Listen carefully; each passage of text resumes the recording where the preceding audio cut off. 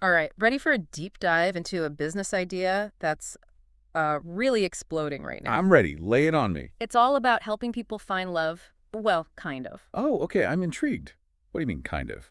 Well, we're talking about online dating assistants. I've got this article here. It's called Online Dating Assistants: How to Start a Profitable Business Helping People Find Love. It's pretty fascinating stuff. Yeah, online dating is huge, but a whole business around helping people with it. That's pretty wild. Yeah, and this article dives deep into how it all works, the whole industry. Think about it, over 300 million people worldwide are using dating apps. That's a massive market. No wonder people are trying to figure out how to help people navigate that. Right. And the article makes a good point. It says dating assistance is kind of an untapped market. Less competition, more opportunity. Makes sense. Plus, people are really invested in finding love. It's not just a casual thing. They're willing to put in the effort, the time, and yeah, even the money. Exactly. So let's break it down. What do these online dating assistants actually do? This article lists a bunch of services. Some are pretty surprising. Yeah, I'm curious. Hit me with the highlights. Well, there's the obvious stuff like profile optimization, right? Gotta make sure your bio is catchy, your pictures are good, your whole profile really shows who you are. Yeah, it's like first impressions matter, even online. I bet a good dating assistant really understands how to make a profile stand out. That's what they say. They're like digital matchmakers. And then there's this conversation starters. Ever get that feeling when you match with someone and then just freeze? No clue what to say. All the time. Well, some of these services are using AI, like ChatGPT, to help come up with personalized icebreakers. Whoa, really? ChatGPT. Yeah. The article gives this example. If you could bake a treat for your dog, what would it be? It's cute, it's personal, you almost have to answer. That's actually pretty clever. Okay, what else? Okay, get this. Ghostwriting. I had no idea. But some businesses will actually manage their clients' conversations for them. Wow.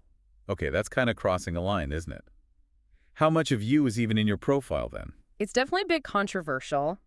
Makes you think about what's real in online dating. Okay, let's talk more about ChatGPT specifically, though. The article says it's like revolutionizing the whole dating assistance thing. Makes sense. AI can analyze so much data. It probably knows what works best for profiles and conversations better than we do. It's crazy. Like, it can make bios for you based on your personality. For example, if you're outdoorsy, it might suggest outdoor enthusiast with a passion for capturing the world through my lens. Let's swap travel stories over coffee. It sounds like it really gets you, not just generic stuff. Exactly. It's like having an army of dating coaches in your pocket. And then imagine you're chatting with someone and bam, real-time messaging support powered by AI. So like an AI wingman giving you tips as you go. Pretty much. It's wild. Okay, but let's say someone is listening to this and thinks, hey, I could do that. What would they need to start this kind of business? Well, the article lays out some steps. First, you got to figure out your niche. Are you targeting busy professionals, single parents? Got to have a focus. Right, because you can't be everything to everyone. Makes sense. Exactly. And then obviously a website. Got to show off your services, Yeah. make it look professional. Yeah, and a website's got to be more than just like a basic page these days, right? Oh yeah, it's got to be good. You need that SEO, search engine optimization. People have to be able to actually find you when they're looking for this kind of help, Because these days, if you can't find it on Google, it doesn't exist. pretty much. And don't forget the practical stuff like Calendly. Make scheduling those consultations super easy. Okay, so you've got your website, you know who you're targeting. Now, how do you get the word out? Marketing, right. Got to spread the love, so to speak. Exactly. And there are tons of ways to do it. Social media is a must, like Instagram, TikTok. You can show your personality, give some dating tips. Yeah, you could really get creative with that. Maybe even do some like funny skits about awkward dating moments. Yeah, totally. And don't forget about blogging or making YouTube videos. Show off your expertise. Become the online dating guru. You could partner up with other businesses too, right? Like dating app review sites, relationship coaches. The possibilities are endless. It's all about reaching the right audience. But of course, no business is without its challenges, right? This article dives into some of the trickier aspects too. Yeah, like you're dealing with people's hearts here. There's got to be a lot of trust involved. Huge. Trust and privacy are paramount. You're asking people to be vulnerable with you, share their hopes and fears about dating. So, building a strong rapport with your clients is essential. Absolutely. And having a clear privacy policy, offering free consultations, those things can build trust. And then there's the fact that online dating is constantly changing. New apps are popping up left and right. Trends are always shifting. It's a fast-paced world. Staying up to date is crucial. Got to be on top of all the latest developments. Yeah, this is definitely not a business where you can just set it and forget it. So it's not just knowing how to create a good Tinder bio. You really need to have your finger on the pulse of the whole online dating scene. Exactly. You got to know the different apps, who uses them, how the algorithms work. It's a lot to keep track of. It's like you're an anthropologist of online dating. Fascinating, but definitely a lot of work. It definitely keeps things interesting. But speaking of work, let's talk about the payoff. This article lays out some potential earnings, and it's pretty impressive. Yeah, let's break it down. Say you've got 3 packages: basic, standard, and premium. You land 20 clients on the basic package at $50 each. That's already $1,000. Not bad. Then you add 10 clients on the standard at $150 each. Boom, another $1,500. And if you've got 5 premium clients at $300 each, that's another $1,500 on top of that. So in total, that's $4,000 a month. And that's just a starting point, right? Yeah. Exactly. As you get more experience, build your client base, refine your offerings, you could be making way more than that. The article mentions some dating assistants who are pulling in over $10,000 in a month, even more in some cases. It's inspiring, honestly. But it's not just about the money, right? The article talks about the positive impact this business can have, helping people find love. That's pretty rewarding. It's more than just a service. You're playing a role in people's happiness. That's got to feel good. The article shares stories about helping shy people get into their first relationship, people who've gone through tough breakups finally feeling confident again. Those are the stories that make it all worthwhile, I bet. It's about empowering people, helping them navigate this whole online dating thing. Giving them the tools and support they need to find that connection. It's like being a modern-day Cupid, but with a laptop and a Wi-Fi connection. I like that. And who knows, maybe this is the future of dating. Online dating is only getting bigger. Maybe having a dating assistant will be like having a personal trainer or a financial advisor. It'll just be normal. I can totally see that happening. It really makes you think about how technology is shaping how we find love and build relationships. Yeah, that's a big question. Is this just a trend, or is it a fundamental shift in how we approach dating in a digital world? I don't know the answer, but it's definitely something to think about. Yeah, it really does make you think. It's like the whole dating landscape is changing right in front of us. It's true. I mean, remember when meeting someone through friends or just bumping into them at a bar was like the normal way to meet someone? Yeah, that seems almost quaint now, like something out of a movie. Totally. Now it's all about these apps. Yeah. And if you're not good at presenting yourself online, it's tough. Right, you're competing with like millions of other people. Exactly. And I think that's why this whole dating assistance thing is resonating with so many people. It's like they're realizing they need help with this new way of dating. It makes sense. It's a whole new skill set. Totally. It's like, remember when we used to give each other advice about dating, like how to start a conversation or what to wear on a date?